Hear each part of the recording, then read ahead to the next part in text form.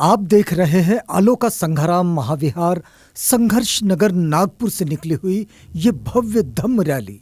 यहाँ आज वर्षावास समापन के पावन अवसर पर कठिन चिवरदान एवं संगदान के साथ साथ एक भव्य धम्म रैली भी निकाली गई है।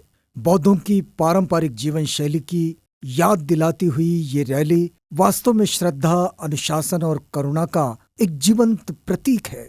रथ पर विराजमान ये वरिष्ठ भिक्षुगण और अनुशासित रूप से चल रहा है भिक्षु संघ। दो की पंक्तियों में धीमे कदमों से पूर्ण संयम के साथ सामने 4 उपासक धम्म पालखी लिए आगे बढ़ रहे हैं। कठिन चिवर इस पालखी में सुशोभित है, जो प्रतीक है ज्ञान, करुणा और मार्गदर्शन का। और ये देखिए, भिक्षु संघ के पीछे सैकड़ों उपासक उपासिकाएं अपने सिर पर दानार्थ चीवर लेकर चल रही है और मन में है बुद्धं शरणं गच्छामि, धम्मं शरणं गच्छामि, संघं शरणं गच्छामि। ये उद्घोष जिसमें पूरा वातावरण मेत्ता और श्रद्धा से गूंज रहा है। बुद्ध वचन कहता है, चित्तेन नियते लोको, मन ही संसार को दिशा देता है। आज इस रैली में चलने वाला प्रत्येक कदम, प्रत्येक श्वास, प्रत्येक उद्घोष एक शुद्ध करुणामय मन की दिशा में बढ़ता हुआ एक कदम है। ये धम्म यात्रा है। धम्म आचरण करने वालों की धम्म स्वयं रक्षा करता है। यही संदेश लेकर ये रैली संघर्ष नगर के प्रत्येक कोने में करुणा, शील और मैत्री का आलोक फैला रही है। सब मिलकर ये चीवरदान इसलिए करते हैं ताकि भिक्षु संघ की सेवा के साथ दान देने वालों का मन भी निर्मल बने। यही पुण्य है, यही श्रद्धा भी। जैसे जैसे रैली महाविहार के चारों ओर भ्रमण कर पुनः संघाराम परिसर में लौट रही है, वैसे वैसे वातावरण और भी शुद्ध, निर्मल और मेत्तापूर्ण बनता जा रहा है। उपासिकाएं, उपासक इस रैली का स्वागत कर रहे हैं। इस रैली ने आज नागपुर की धरती पर तथागत बुद्ध के वचनों को फिर से जीवंत कर दिया है। सब्बदानं धम्मदानं जिनाति, सभी दानों में धम्म का दान श्रेष्ठ है। और आज ये धम्म रैली वास्तव में धम्मदान का एक चलता फिरता प्रतीक बन गई है। आलोका ट्रस्ट के तत्वावधान में आलोका संघाराम महाविहार में वर्षावास समापन का ये अवसर, और इस अवसर पर कठिन चिवरदान मुख्य कार्यक्रम यहां से शुरू होता है। भिक्षु संघ द्वारा प्रतिमा पूजन। आज के इस समारोह की एक विशेषता ये भी है कि आज इस महाविहार में वियतनाम से लाए गए बुद्ध रूप की प्रतिष्ठापना भी की गई है। भिक्षु संघ ने इस कार्य के लिए भी खास तौर पर सुत्त पठन किया। उपासक उपासिकाओं ने त्रिशरण पंचशील ग्रहण किया। बिंब सभ्ये ही देव मनुष्य ही पूजेतु इमस्मि विहारे प्रतिष्ठापेमि इदं मे प्रियं बोधियानं पटिलाभायं सवन्ततु द्वितीयम्पि इदं बुद्ध बिंब सभ्ये ही देव मनुष्य ही पूजेतु इमस्मि संघाराम विहारे संघर्ष नगरे प्रतिष्ठापेमि इदं मे प्रियं बोधियानं पटिलाभायं सवन्ततु तृतीयम्पि इदं बुद्ध बिंब सभ्ये ही देव मनुष्य ही पूजेतु इमस्मि संघाराम विहारे संघर्ष नगरे प्रतिष्ठापेमि इदं मे प्रियं बोधियानं पटिलाभायं सवन्ततु। आम्ही श्रद्धेने तथागतांच्या आदर्शयुक्त प्रतिमेची प्रतिष्ठापना या संघर्ष नगरातील आलोका संघाराम विहारात करीत असून या प्रतिष्ठापनेने तथागत बुद्धांच्या बुद्धिवादी, मानवतावादी विचारांचं दैनंदिन जीवनात अनुसरण करण्याचा संकल्प करतो. घनसारपदीपेन दीपेन तमदंसिना तिलोकदीपं संबुद्ध पूजयामि तमोनुद सुगंधिकाय वदन अनंतगुणगंधिना सुगंधिनाः गंधेन पूजयामि तथागत वन्नगन्धगुणोपेत एतं कुसुमसन्तति पूजयामि मुनिन्दस्य श्रीपाद सर्वे पूजेमि बुद्धं कुसुमेन नेन प्रियेण मे तेन लभामि मोक्ष पुप्पं मिलायाति यथा इदं मे कायो तथा याति विनाशभाव एतेन सच्चवज्जेन सोतिते होतु सर्वदा एतेन सच्चवज्जेन पातु तं रत्नत्रय एतेन सच्चवज्जेन होतु ते जयमङ्गलन्ति. नमो तस्स भगवतो अरहतो सम्मा सम्बुद्धस्स बुद्धं शरणं गच्छामि धम्मं शरणं गच्छामि संघं शरणं गच्छामि द्वितीयंपि बुद्धं शरणं गच्छामि द्वितीयंपि धम्मं शरणं गच्छामि द्वितीयंपि संघं शरणं गच्छामि तृतीयंपि बुद्धं शरणं गच्छामि तृतीयंपि धम्मं शरणं गच्छामि तृतीयंपि संघं शरणं गच्छामि तीसरणगमनं संपूर्णं पानातिपाता वेरमणि सिक्खापदं समादियामि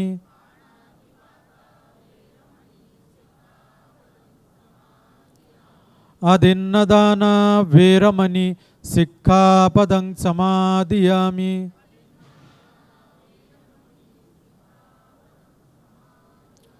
कामेषु मिच्छाचारा वेरमणि सिक्खापदं समादियामि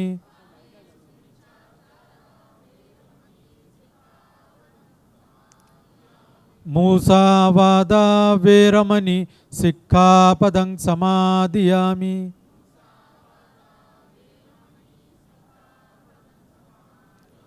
सुरामेरय मज्जपमादट्ठाना वेरमणि सिक्खापदं समादियामि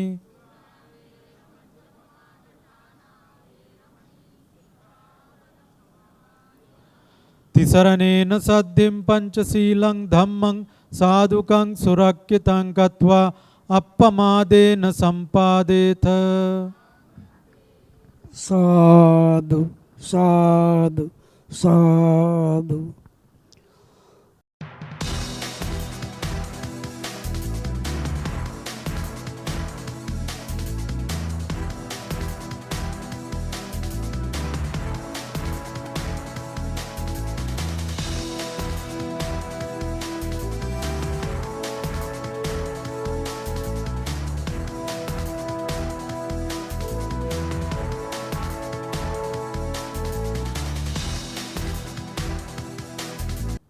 उपस्थित उपासक आणि उपासिकांनो,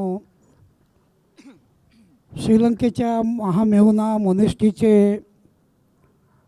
प्रतिनिधी म्हणून आणि सध्या झिरपी मोहगाव येथे श्रीलंकन मोनेस्ट्रीच्या वाटचालीतील प्रमुख आधारस्तंभ भदंत गुणानंदजी अभिभू हे या कार्यक्रमाला उपस्थित झालेले आहेत. त्यांच्या आलोका ट्रस्ट आलोका संग्राम महाविहाराच्या वतीनं गौरवनीय असं अभिनंदन करतो, स्वागत करतो आणि मी त्यांना सूचना करतो की त्यांनी आजच्या या संगदान, कठीण चिवरदान आणि वर्षावास समापनाच्या निमित्ताने आपल्याला धम्मदेशना प्रदान करावीत. भगवान बुद्ध कहते हैं अग्गस्मिं दानं ददतं अग्गं पुण्यं पवड्ढति। अग्र इस संसार में जो लोग होते हैं, जैसे भगवान बुद्ध, भगवान का श्रावक संघ, और ऐसे अग्र को अगर आप लोग कुछ दान देते हैं, पूजा करते हैं, तो भगवान कहते हैं आप लोगों को पुण्य भी वैसा ही मिलता है। अग्र पुण्य आप लोगों के जीवन में संचित होता है, और अग्र पुण्य है तो उसका फल भी अग्र ही मिलता है। अग्र पुण्य का फल अग्र ही मिलता है। अगर ये फल मनुष्य लोक में उसका फल विपाक देता है तो मनुष्य लोक में भी अग्र फल देता है। आप लोगों ने जैसे भिक्षु संघ को भोजन दान दिया है, वैसे ही आज भिक्षु संघ को उद्देश्य करके कठिन चीवर दान दिया है। ये चीवर, कठिन चीवर एक व्यक्ति को नहीं दिया जाता है, ये संघ को दिया जाता है, और संघ को दिया गया दान होने के कारण वो पुण्य अग्र है। देखिए, आप लोगों ने बहुत बार सुना भी होगा प्रवचनों में, महाप्रजापति गौतमी ने जब भगवान बुद्ध के लिए चीवर बनाया था और वो भगवान को याचना कर रहे थे कि भगवान मुझ पर अनुकंपा करते हुए ये चीवर स्वीकार कीजिए, मैंने आपके लिए ही बनाया है। तब भगवान कहते हैं गौतमी, ये संघ को देना, संघ को देना। अभी देखिए, जो भगवान सब कुछ देखते हैं, सब कुछ समझते हैं, सब कुछ जानते हैं, ऐसे सर्वज्ञता ज्ञान से भगवान कह रहे हैं कि गौतमी ये मुझे नहीं, संघ को देना। तो अगर तो संघ को दान देंगे तो ये संघ को भी मिलेगा और उससे मुझे भी मिलेगा। तो देखिए, ये घटना लंबी है लेकिन उसमें एक संदेश है। जो दान संघ को दिया जाता है वो दान सचमुच बहुत ऊंचा होता है, और ये कठिन चीवर दान ऐसे ही होता है। और ये बाकी भी आप लोग संघ को मूल करके जो दान देते हैं वो भी ऐसे ही होता है, बहुत बड़ा उच्चतम अग्र। इसीलिए आप लोग वंदना में भी कहते हैं अनुत्तरो पुण्यखेतं लोकस्य, यानी कि सभी संसार के देवता मनुष्यों के लिए अनुत्तर पुण्य क्षेत्र भगवान बुद्ध का श्रावक संघ है। भगवान बुद्ध दक्षिणा विभंग सूत्र में ऐसे भी कहते हैं कि संघ हमेशा अनुत्तर पुण्य क्षेत्र ही रहता है।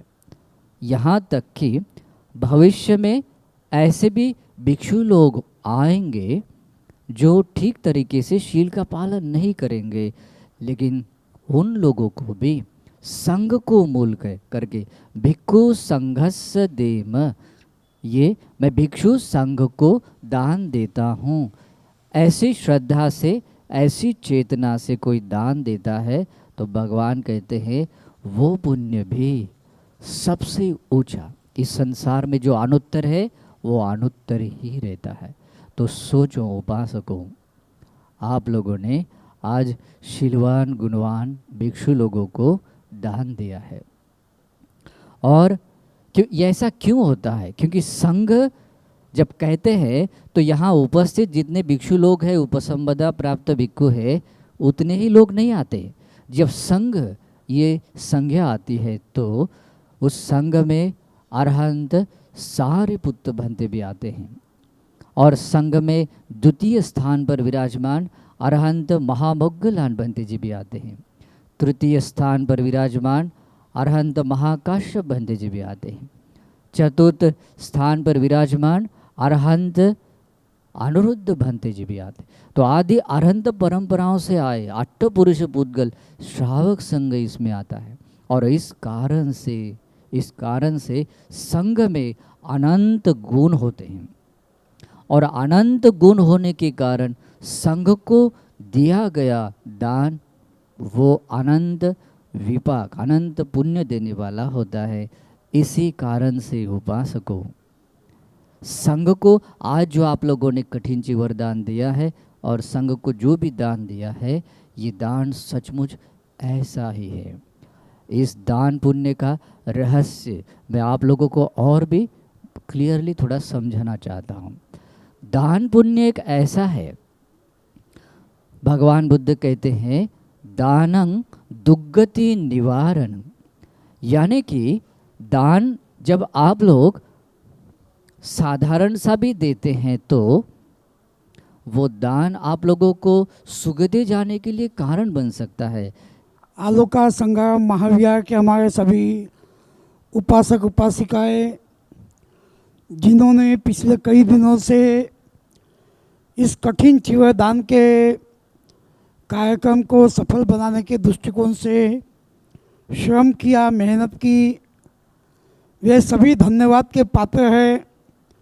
मैं आलोका ट्रस्ट की ओर से उन सभी का मैत्री भाव व्यक्त करती हुए उनके सभी के प्रति मंगल कामना करता हूँ।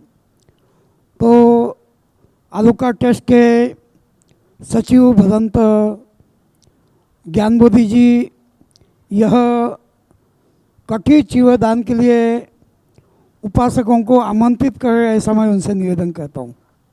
इमं कठिन चीवरं भिक्षु संघस्य दानं देम। इमं कठिन चीवरं भिक्षु संघस्य दानं देम। इमं कठिन चीवरं भिक्षु संघस्य दानं देम। पूजेम पूजेम इदं मे दानं अम्हाकं दीर्घकालं हिताय सुखाय निब्बाणस्य पच्चयो होतु। ज्योति रसो यत आयु आरोग्य संपत्ति सग्ग संपत्ति में च तो निब्बान संपत्ति मिनाते समीझतु। साधु साधु साधु। धम्मदर्जी महास्तवीर यांना परिष्कार दान करण्याकरता आमंत्रित करीत आहे। उपासिका आणि उपासक तृप्ती राजेश बनसोड, तृप्ती राजेश बनसोड। नमो तस्सा भगवतो अरहतो सम्मा सम्बुद्धस्सा।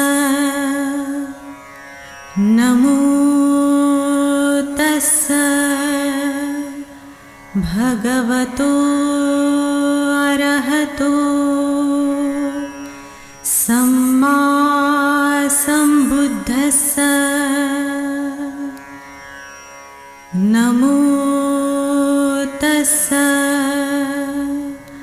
भगवतो अरहतो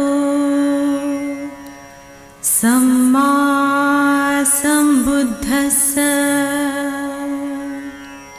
वेदा हन्तो ते संगुपद्दवे यन्दो निमित्तंगो मंगलंच यो चामनापो सकुनास सदो पापगहो दोषपीनंग कंत बुद्धानुभावेन विनाशमेन्तो धम्मानुभावेन विनाशमेन्तो संघानुभावेन विनाशमेन्तो दानंत दन्तु श्रद्धाय शीलं रक्षन्तु सर्वदा भावना भेता हंतो गच्छन्तु देवतागता सभ्ये बुद्धा बलपत्ता पच्चिकानंच यंबल अहंकानंच तेजेन सदा सोती भवन्तु ते अभिवादनशीलिस्स नित्यं वड्डापचायिनो चत्तारो धम्मा वदन्ति आयुवन्नो सुखं बलन्ति।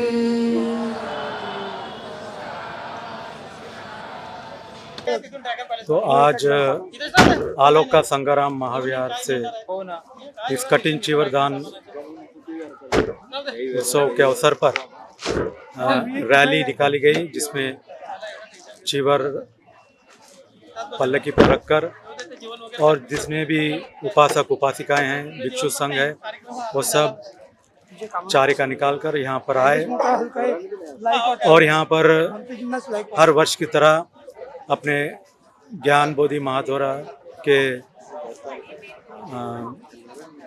आयोजन तहत यहाँ पर इस कठिन चीवरदान का आयोजन किया गया, जिसमें कई स्थानों से कई विहारों के भिक्षुगण और कुछ सामने भिक्षुनी भी यहाँ पर आए। तो जैसा कि आप जानते हैं कि कठिन चीवर, ये चीवर दान बहुत ही पुण्य कार्य है जो साल में एक बार किया जाता है। और वैसे भी चीवर तो सही मायने में कठिन है ना, कि एक दिन में बनाते इसलिए कठिन नहीं है, ये इसलिए भी कठिन है कि चीवर धारण करके उस स्तर पर जीवन जीना, यानी शील का जीवन जीना, ये भी कठिन है। लोग सपने में भी कभी नहीं सोचते कि चीवर लेना है, वो सोचेंगे इंजीनियर बनेंगे, डॉक्टर बनेंगे, सब कुछ सोचेंगे, लेकिन कोई सपने में भी ये नहीं सोचता कि हम चीवर लेंगे। तो इतना कठिन चीज़ जो सपने में भी देखना मुश्किल है, ऐसा चीवर अगर कोई लेके जी रहा है तो ये अपने आप में एक बहुत बड़ी उपलब्धि है। तो एक तो चीवर सपने में देखना कठिन है, अगर देख लिया तो चीवर धारण करना कठिन है, चीवर धारण कर लिए तो भी उस स्तर का जीवन जीना कठिन है, और उस स्तर का जीवन जी भी लिए तो उसी जीवन में निर्वाण प्राप्त करना कठिन है। तो ये सारा मार्ग कठिन मार्ग है, लेकिन कठिन मार्ग पर चलकर ही निर्वाण प्राप्त किया जा सकता है। कठिन चीवर का प्रोसेस ये होता है कि उपासक लोग, जैसे जो बौद्ध देश है वहाँ पर तो एक ज़माना था कि उसी दिन धागा भी बुनते थे, कपड़ा भी बुनते थे, फिर उसको काट के सीते भी थे।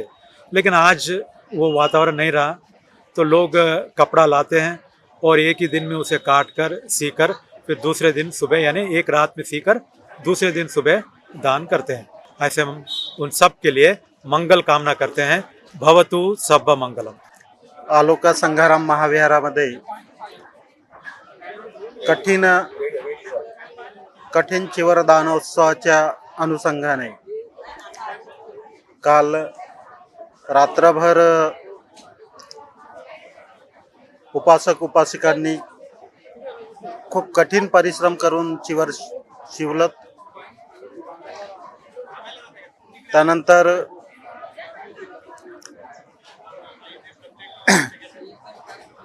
आज रात्रभर परित्राण झालं आणि आज त्याच कठीण जे चीवर होतंय त्याची धम्म रॅली काढण्यात आली होती। बौद्ध परंपरेमध्ये या उत्सवाला, म्हणजे हा जो कठीण चीवरदानाचा जो कार्यक्रम असतो, याला उत्सवाच्या स्वरूपामध्ये साजरा करण्याची परंपरा सुरुवातीला भारतातच राहिली।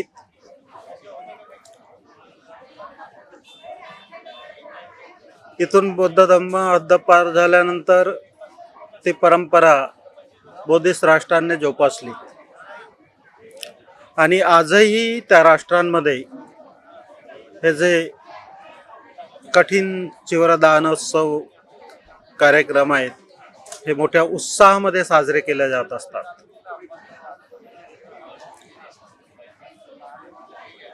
तीच परंपरा भारतामध्ये निर्माण व्हायला हवीत, कारण म्हटलं जातंय की कुठल्याही धर्माला जिवंत ठेवायचं जर असेल तर संस्कृती महत्त्वाची असते।